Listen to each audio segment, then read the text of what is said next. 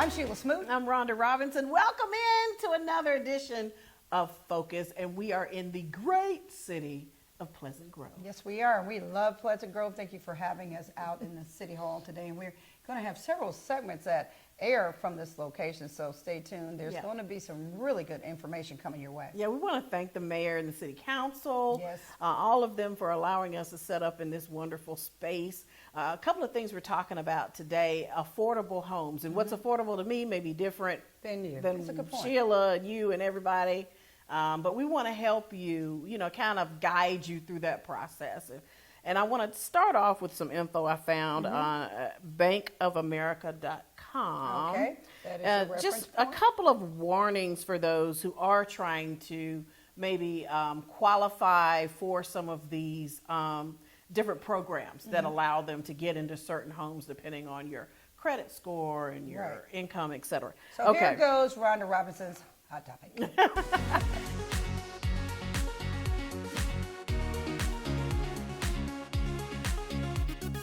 All right, so bankofamerica.com wants to remind you that there are maximum income and loan amount limits that may apply depending on the program.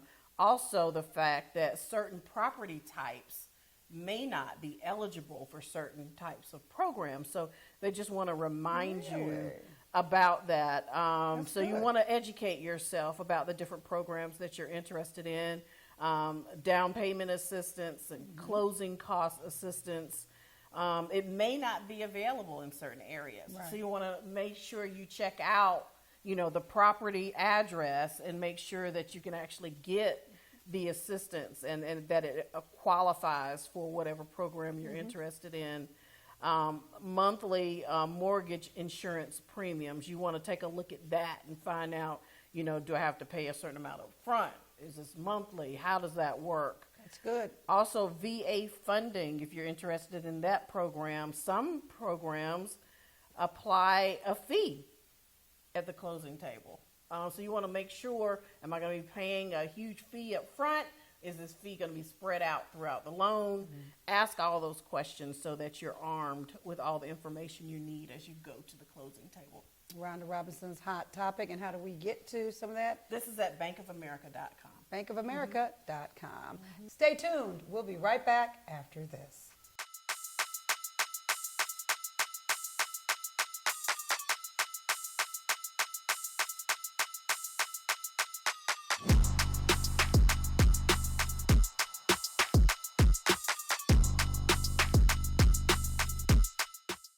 Welcome back in the Focus. I'm Sheila Smoot. I'm Rhonda Robinson, and we are in the city of Pleasant Grove. That's right. And I've got some things that I want to talk. You just talked about your hot topic and gave us some really good information. And now I've got our consumer tips of the week, and it has to do with owning a home. And so I am going to give you these tips, just a few of them to help you get started.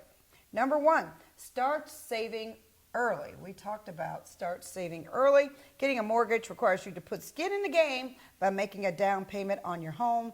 That's typically from 3% of the purchase price to 10 to 20%. Don't go into that space because, again, it's 3%. But if you get some of the programs we're going to tell you about over the next few weeks, you may be able to come to the table with absolutely nothing and have your home funded 100%.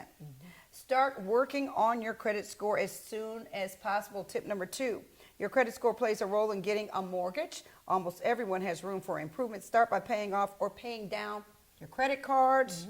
The higher your available credit and the lower your utilization, the higher your score. So I try to typically keep my credit card. I got only 3. And my husband made me get those. I didn't want to do it, but it did build credit. It builds credit. It did build credit, but keep them down. They used to say 50%, but 30%. Yep. Keep them be 30% and below because that will get this. Yep. Boost your credit score overnight. Number 3, I love this one. Try not to finance anything. I mean anything new before you buy a home. Yep. Don't go get a brand new car because that's going to tap into your debt to income ratio. They're going to say, hey, you can't afford it. You just bought a car that's $750 a month. They're going to deduct that from what you can actually afford for a home. So now, instead of a $1,500 a month, they're going to deduct that $750, and now they're saying, oh, you can only afford a $750 month note. Right. But so for those of you who are in the higher spend, please don't go buy a $500,000 boat. Yeah. It is really going to tap into, unless you can afford that. Or be ready to downsize your home and understand that you can't maybe get your Right. dream home because you got other stuff you're paying off. Yeah, because some of you are watching this, oh, Yeah. Smoot, I got that. Yeah. But some of us are watching this and say, oh my gosh, I'm about to buy a boat, Yeah. a golf cart. It can make a big difference. Don't do it. Yeah. A timeshare. Yeah. Don't do it. But get this, once you get into that beautiful home, you can go out and get anything you want because Yeah. guess what? The bank says you're an owner, and that helps you to get what you want. That's so right. I'm Sheila Smoot, and that's my consumer tips of the week. You've been smooted.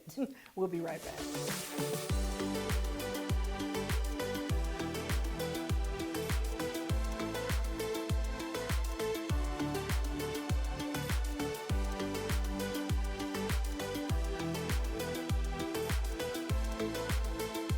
Welcome into Focus. I'm Sheila Smoot. I'm Rhonda Robinson. We're so happy to have you joining us, and Yeah. we are in the great city of Pleasant Grove. Where it's pleasant here. It is really, Yes. it's really a nice community. It really I've is. always loved Pleasant Grove because it's quiet. The people are neighborly. They're Yep. friendly. Yeah, And- it's like a hidden gem. Yeah, Yeah. it really is in the heart of Alabama, Jefferson County. Yes. And it sits back, and you don't know it's here unless you don't need to come here unless you're supposed to be here. Yeah, you have to be looking for it. And just we're very grateful for the city of Pleasant Grove for allowing us to come here and shoot our show here. We're really, really, really grateful. Yeah, we're in City Hall actually, Uh-huh. and we want to give a shout out to all the leadership here, and thank you again, City Clerk, Pleasant Grove, and also the citizens. We got some surprises coming up with you later, but first we're going to talk about these small bedroom communities with our resident expert, mortgage expert, Haley, and Haley Morse from Fairway Mortgage. That's right. We've been talking with her a lot, and I've learned so much. I have too. And I'm excited about all of the great little nuggets we're going to learn today. So let's bring her in Here and, she is. and get our disclaimer before we jump into today's topic. Yes, so I'm Haley. I work with Fairway Independent Mortgage Company, NMLS ID number 1981600, and I am here to speak with you about some of our financial products. Any products that I do discuss with you are subject to credit approval, and it is not an agreement to enter into any deal. Awesome. I love it. Disclaimers are good. Yep. So of course, when anyone's shopping for a house, right, they want to know what the price is. You know, like for me, I rather go ahead and get all of my approval and all that too. stuff out of the way, So I know. so I don't get my hopes up looking at houses that I can't qualify for. And she's right. We've both been through Yeah. new home buying situations on more than one occasion. Yeah. So it's And pretty scary. It is scary. I can remember it vividly. I know we talk about this all the time. But I was not in the range I'm in now. Yeah. I wasn't even. So we're going to talk about Yeah. 250 and under. Yeah. Because I remember buying my first house and I cringed. It was 126,000. I really was looking for something for 50,000. And then where I wanted to live, Yeah. which was in the heart of Birmingham, they're like, you're not going to find that. Yeah. So people told me I could not find the house that I actually first bought, and it was in the heart of Birmingham. I couldn't believe it, but I was driving around at night, and I saw a for sale sign, and I called the guy, and they're like, well, I'm going fishing. The agent said, I'm busy. And I said, I'll come over right now. And I know Rhonda's laughing at it, but she knows it's true. I showed up on that man's doorstep at 8 o'clock in the morning, and there were several offers behind me because of the price in a great area. Is that still attainable? Well, of course, the prices have increased a lot. We have some people that She were. says that back in the day. your market Just at say the it was back in the day. I won't even say back in the day, because look, y'all are the ones having the benefit, because you bought your house back in the day, but you got the equity to That's it. I right, got all that's that right. $80,000. So that's a major flex, it's a big thing to have in terms of as far as the pricing and everything else. Most homeowners average out between $250,000 to $300,000. Okay. Typically for areas that are a little bit more rural, i.e. Pleasant Grove, it's not necessarily so large. So some of the housing prices may be a little bit lower. So I think, the topic of 250, a little bit lower than might be good for this area in terms of pricing and the type of home buyers here. And there are a lot of things that factor into that. I mean, if the homeowner or the seller is in a hurry, they're moving out of state, they got to sell it quickly. They may be more encouraged to drop the price because they want to sell it Right. quickly. You got foreclosures. You got so many different Right. reasons Right. why you could really get a good deal.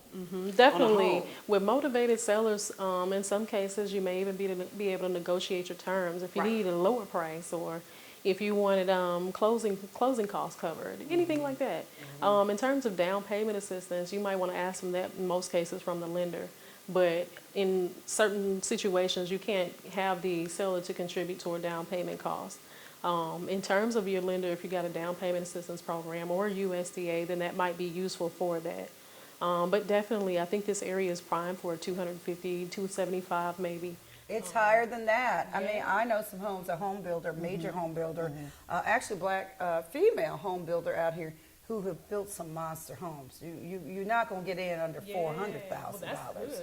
You may be at 5 and 6, but they're estate lots. I mean, Yeah. they're bigger lots. They're not probably the homes I'm talking about. You get a little bit of acreage. Yeah. You get acreage because you can get acreage in Pleasant Grove, and but there are 3 1/4, 250, 3 1/4.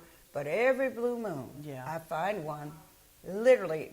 But it's a fixer-upper out here now, because Pleasant Grove has changed over the years. Where, like you said, even in the house I got, I was in shock. You can't ever get that in Birmingham again. Nowhere near it, unless it's falling in and you're about to take it down. Yeah, definitely. Having houses that are 250 and under may have their challenges. Usually, once you hit the 250 mark, you may be okay with what you have. It just may not be aesthetically as appealing to you. But once you start going below 250 and you start looking at houses around 200,000, 190,000, 180, the lower you go, then it's likely that you'll have to do a little bit more fixing on it. Sometimes they need a little bit more TLC than other, properties. But, there's no reason to fret there either. We have USDA renovation programs. We have just plain old conventional programs. We got FHA 203Ks. Yeah. So it just depends on what you need. But when you come into these areas, that is something to keep in mind. In terms of the development, Pleasant Grove is growing. Yeah. So you have to be open-minded as well. I always tell people, wherever you can get in, you get in where you fit in. Absolutely. Sometimes your first time home may not be something that you necessarily want to be in forever, or you might see that you don't like the appeal of it. And over time, it's meant to get your foot in the door and build what you like or change over the years, which is why it's valuable to, have you a good mortgage professional and also just look up some things for your area. What loans are available? Are you USDA eligible? That's where your lender comes in as well. You're welcome to call, ask questions anytime. Well, I think that's the wonderful thing about this city. You got a little bit of everything. You got your $400,000 homes, you got your $250,000 homes, and it's really a matter of what you want as an individual in your situation at the time. When you mention a little TLC, I want to talk a little bit about that for the viewers. So that could be anything from, like, maybe the appliances are not as updated as a newer home, or the cabinets may not be. That's true. Talk a little bit about that. Yeah, so from a lending standpoint, depending on what type of loan program you have, you may have to meet certain requirements to pass your appraisal. Okay. And that's where I can go back to speaking about the seller, maybe being a little bit more flexible and helping you to actually land that loan or, close that deal. If that's a house that you want, he may be a motivated seller. In some cases, if it's something to do with safety or the outer exterior appearance or windows of the home, doors, then those are things that we would require to be fixed, likely before closing. But again, that's subject to the type of loan that you have. Just say you had $3,000, $4,000 of repairs on a house that was, $180,000 or $200,000, whatever it was that you needed, especially if it was something to be done before the appraisal can actually be cleared and then you close the loan, then yeah. You can always negotiate that with your seller, which is where that comes into play. Sheila's an awesome realtor and very good with the deals. So negotiation is her language, but I also at times consult with people as well and then send them back over to the realtor to do those numbers and figure in. And then when they get back, come back and see me. Yeah. But yeah, it's an awesome thing to do, especially if you're making renovations. Having the seller to pitch in, especially if they're motivated or, if the sales price is right for them, if they decide they would like to include those things to be fixed, then yes, we call them concessions. Because if it's not a deal breaker for you to Right. have, like, the top level, stainless steel appliances. That's a good point. You could save a few bucks. That's a good point. You just made a very Yeah. good point. There are some of you out there that's like, okay, I want this house. I'm going into this community, but my spend is only up to X amount of dollars. We take you in a home, and I'm, as being in the business, saying, okay, you could change out this on the wall. The paint. The paint. Yeah. You could change. You don't like this color paint behind Yeah. me. This is kind of khaki-ish, Yeah.